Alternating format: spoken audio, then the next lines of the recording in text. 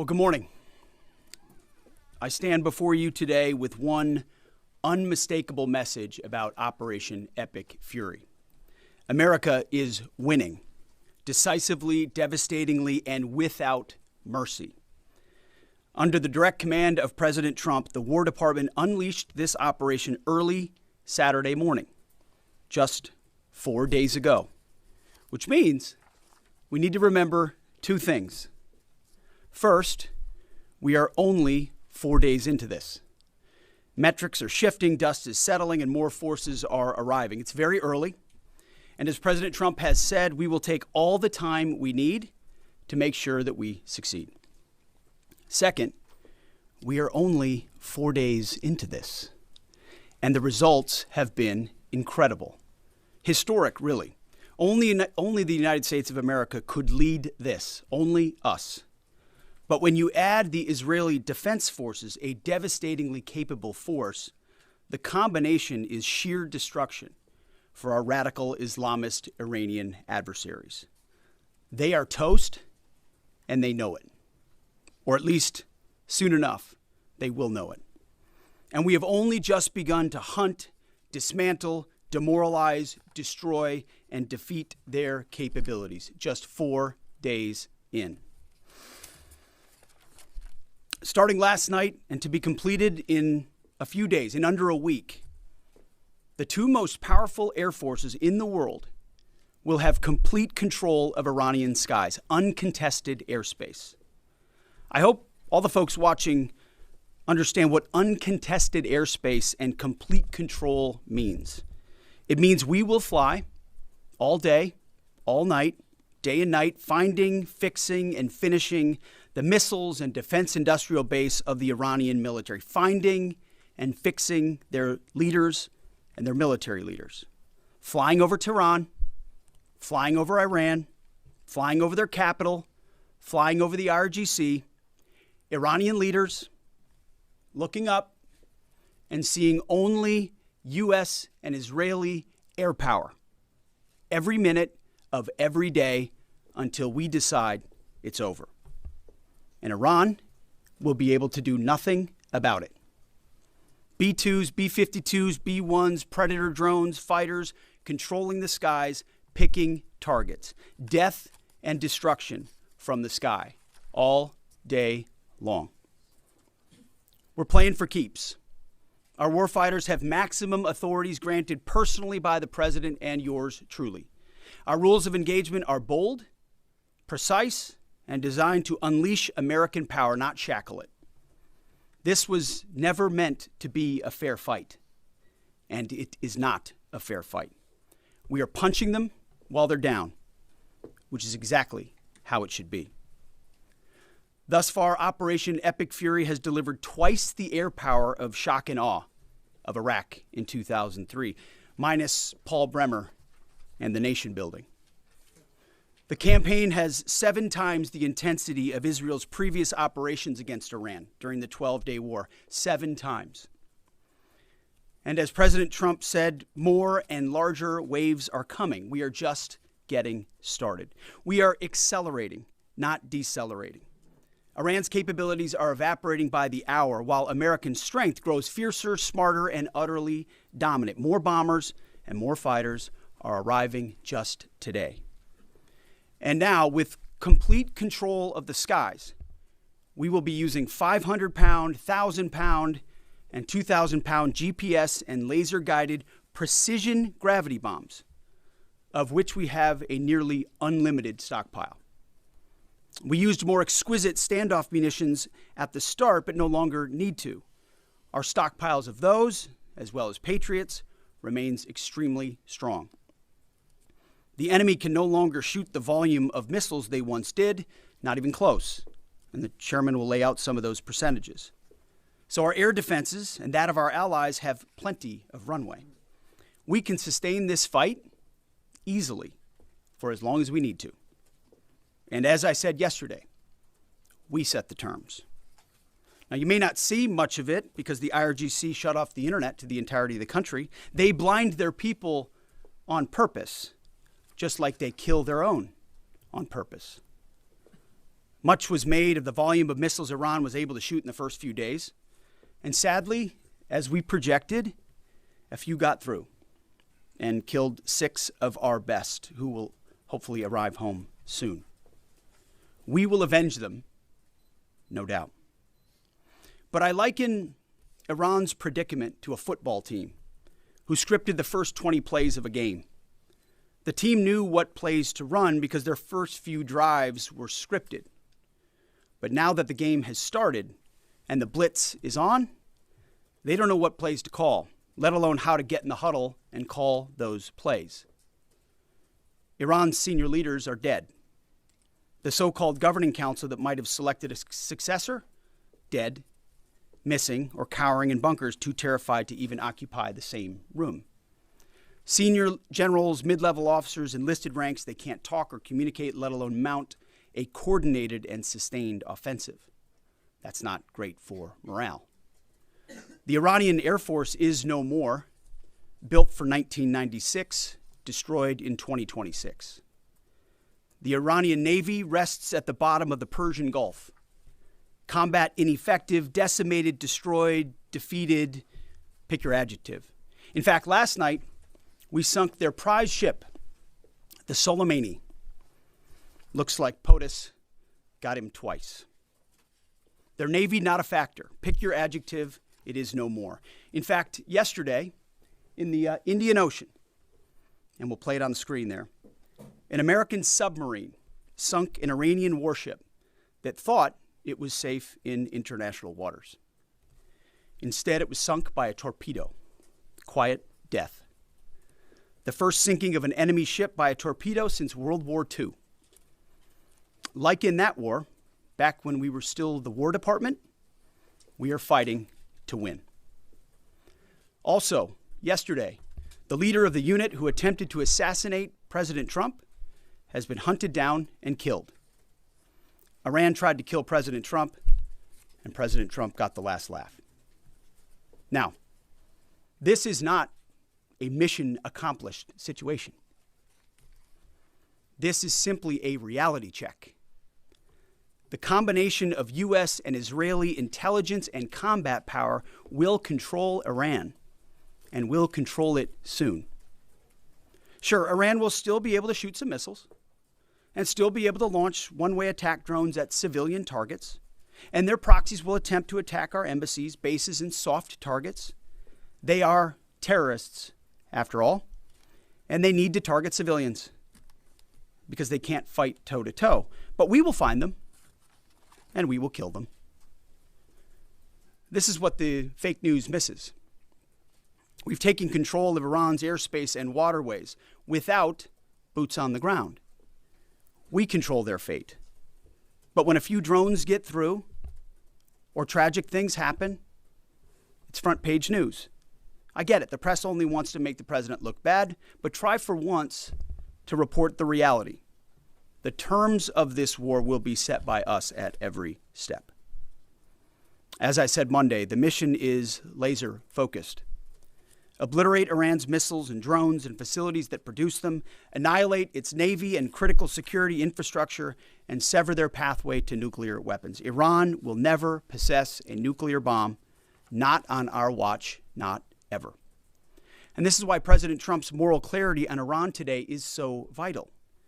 Unlike the past, where vague red lines and endless negotiations let Iran fund terror and inch ever so slightly toward a bomb, this president sees the threat plainly and acts decisively. No more half measures, especially when Iran is at its weakest.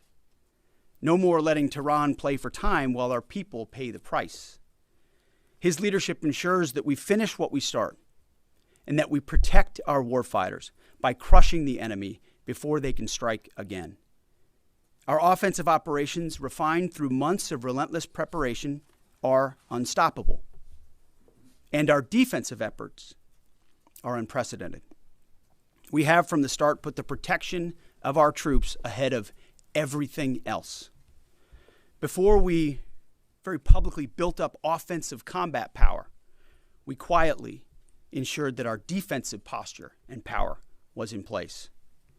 And as we built up offensive combat power, we moved the vast majority of American troops over 90% of Americans that were on our bases, what we say off the X, out of the range of Iranian fire. Our defensive shield is equally formidable, the most sophisticated air and missile defense network ever fielded. Thousands of Iranian missiles and drones have been intercepted and vaporized. Tens of thousands of American and allied lives protected. We have pushed every counter-UAS system possible forward, sparing no expense or capability. And like I said, this does not mean we can stop everything, but we ensured that the maximum possible defense and maximum possible force protection was set up before we went on offense. In closing, as President Trump told German Chancellor Merz yesterday, Iran negotiated in bad faith, stalling, scheming, and preparing to strike. And we acted decisively to defend our people, our interests, and our allies. President Trump took bold action, putting America first, the kind of bold action that the American people elected him to execute. To our steadfast partner, Israel, your mission is being executed with unmatched skill and iron determination.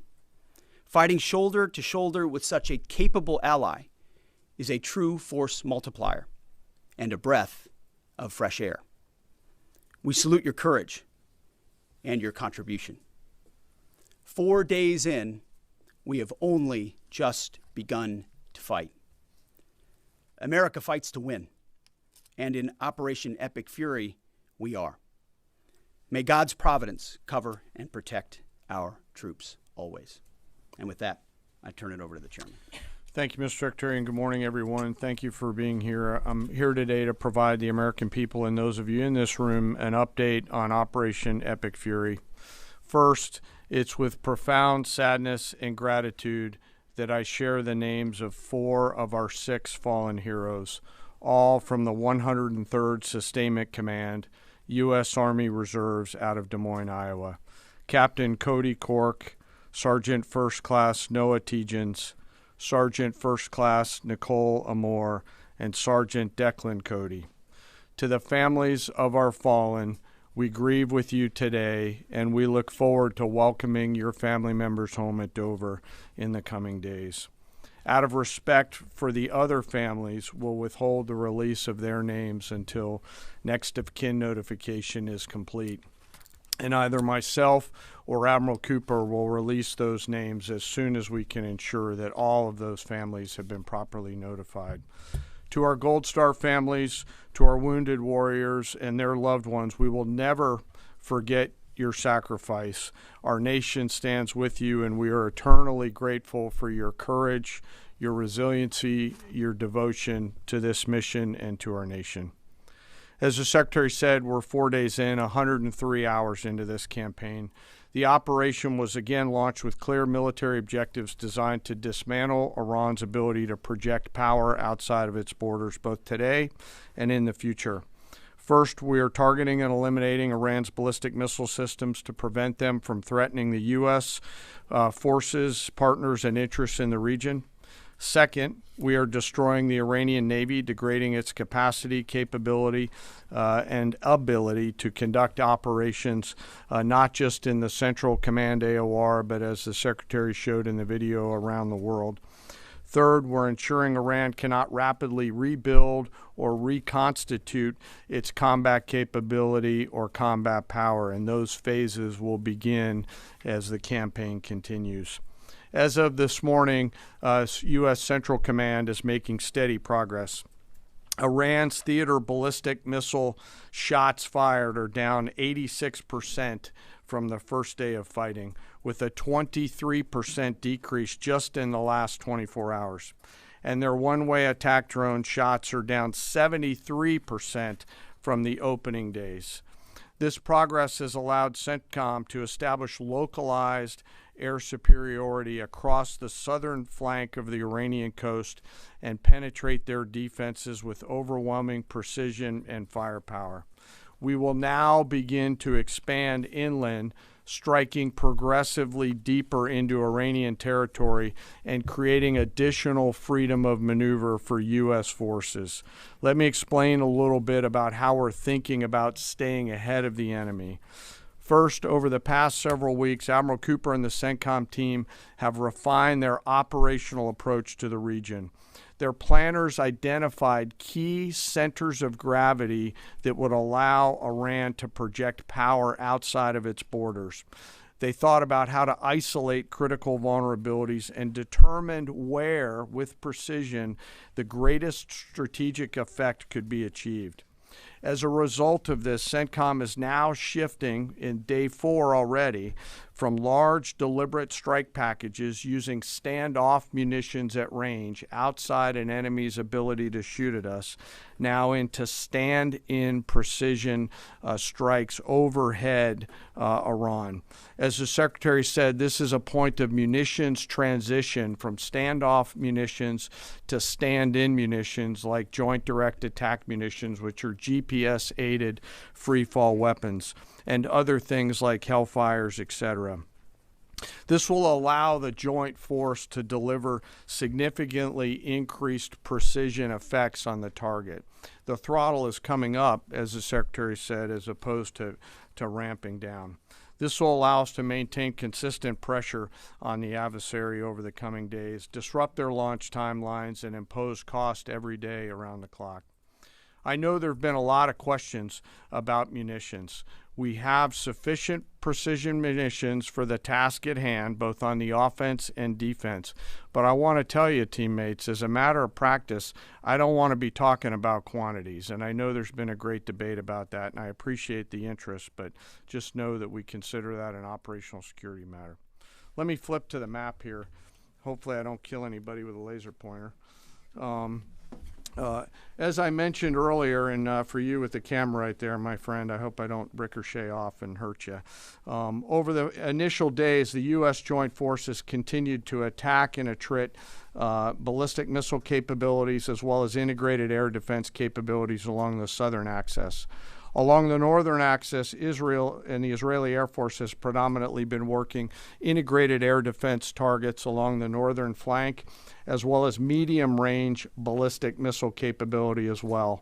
From the sea, the USS Ford has continued to project combat power here, as well as the bomber pulses that we talked about in the opening days of this briefing. Along the southern axis, the USS Abraham Lincoln Strike Group has continued to provide pressure from the sea along the southeastern side of the coast and has been attriting naval capability all along the strait and up into the Arabian Gulf at a size and scale sufficiently to address the targets required. To date, we've hit over 2,000 targets, as Admiral Cooper said in his video last night.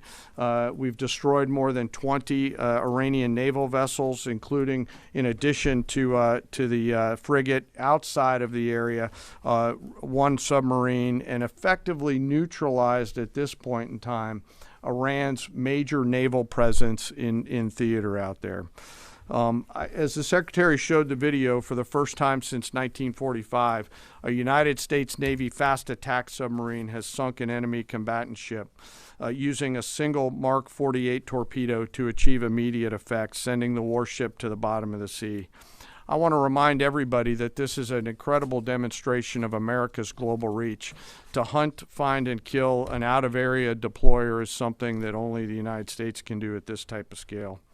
Over the next 24 to 48 hours, CENTCOM will continue to strike infrastructure and naval capability, and we'll continue to assess our progress against the military objectives. It does take time for us to collect that information and to assess en route. Much of our intelligence, surveillance, and reconnaissance capability is currently hunting and killing ballistic missile launchers and one-way attack capability. We're precise in that assessment, and we call balls and strikes in that assessment.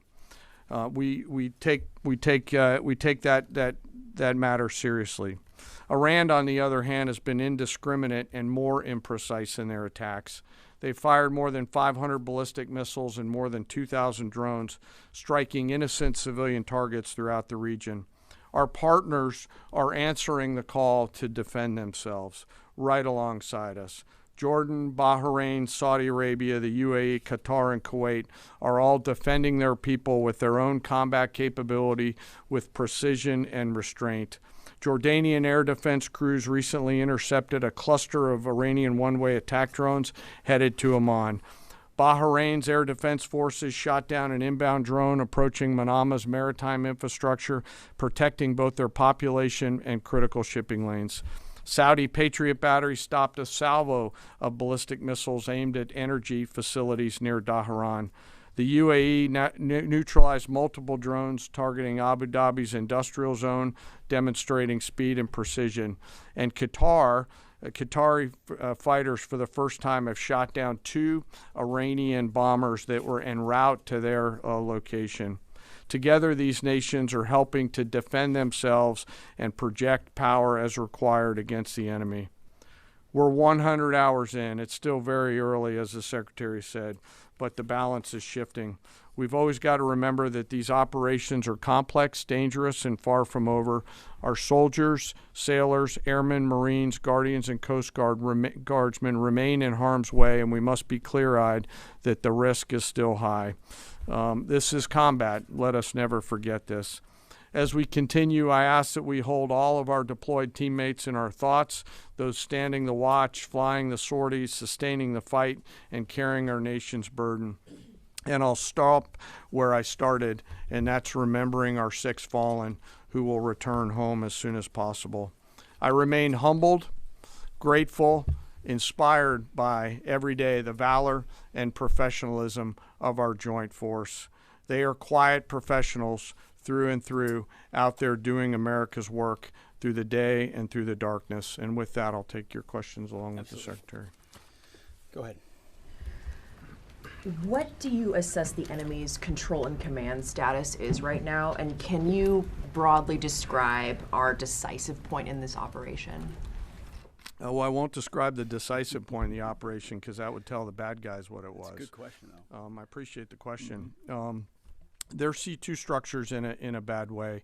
Admiral Cooper's been continuing to pressure C2 at the IRGC C2 and other military elements, and will continue to do so. Thank you for the question. Thank you, Secretary Hegseth. Mary Margaret with the Daily Wire. Couple questions for you and then one for General Kane.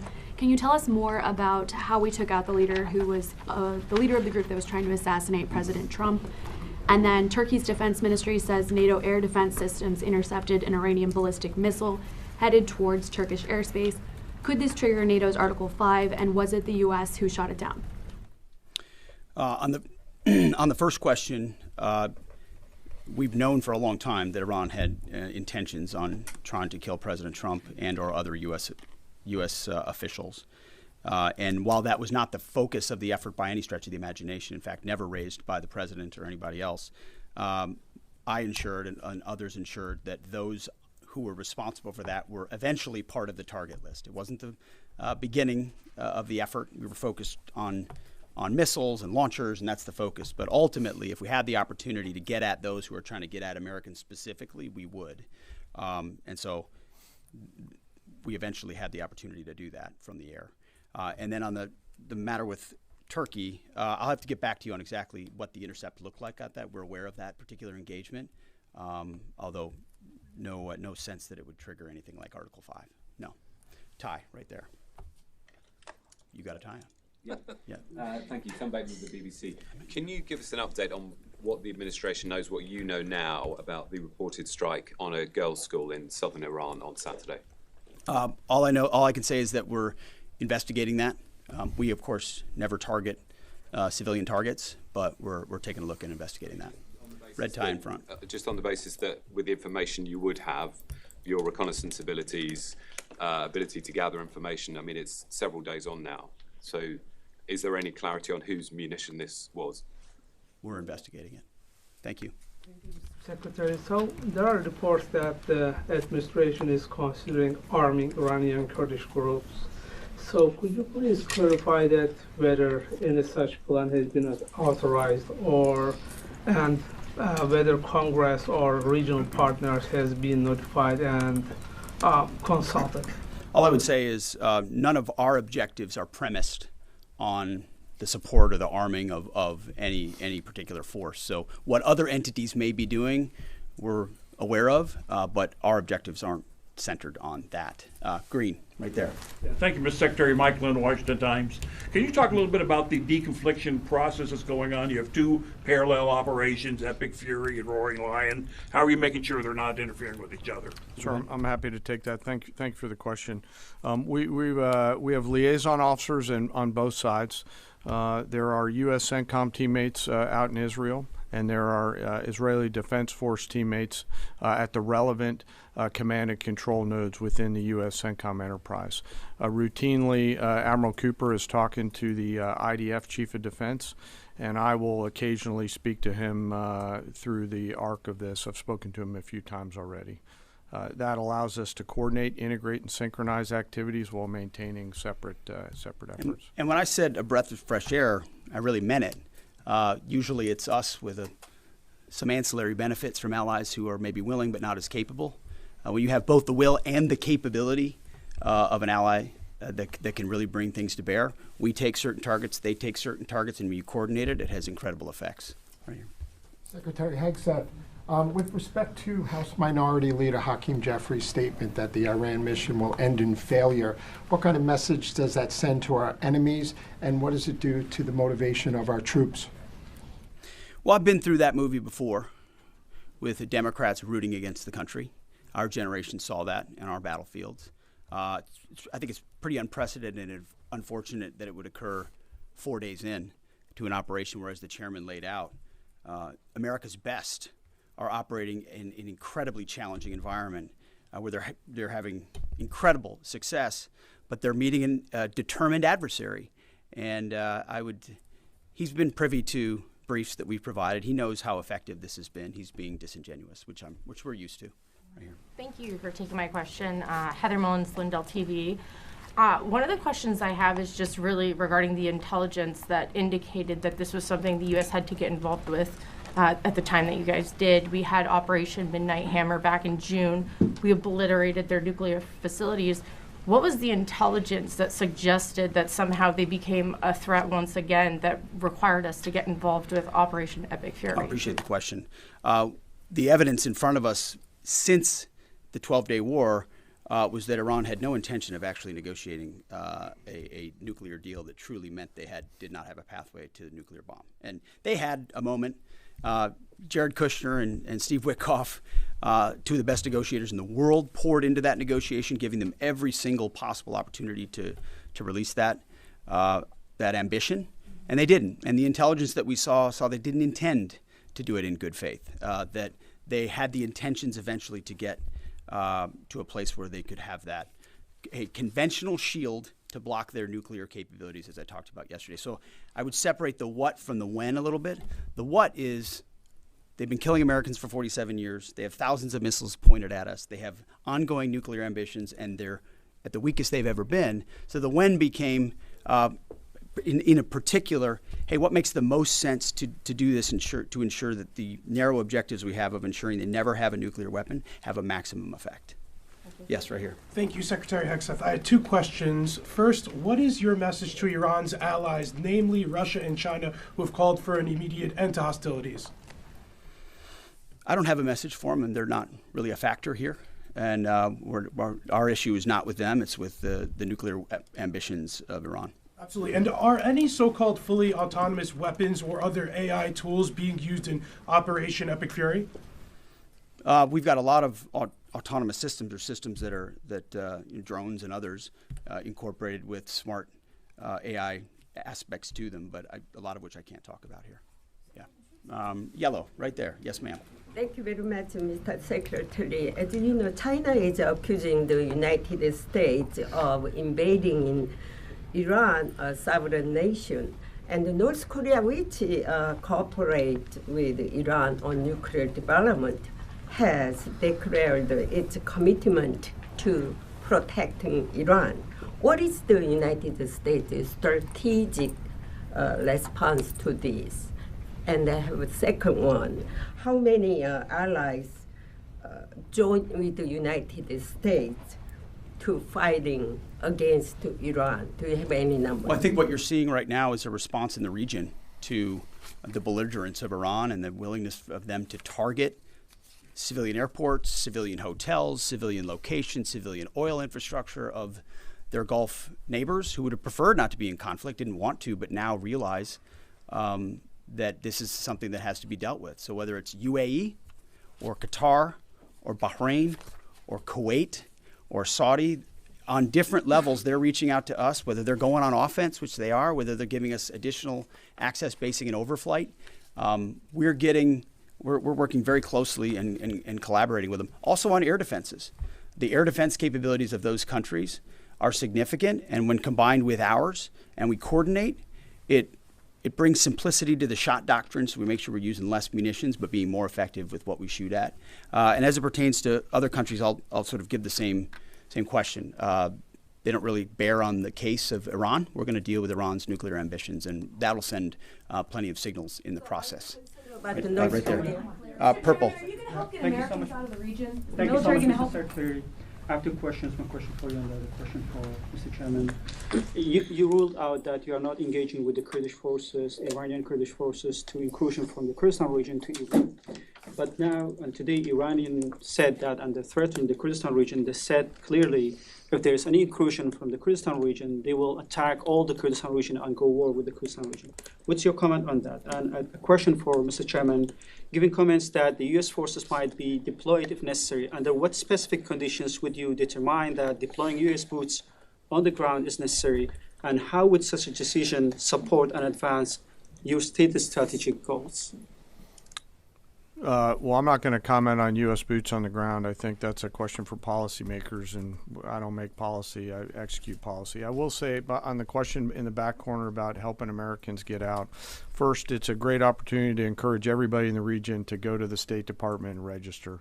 Secretary Rubio's been trying to get that word out, and I'd ask you to help us with that, to have folks register.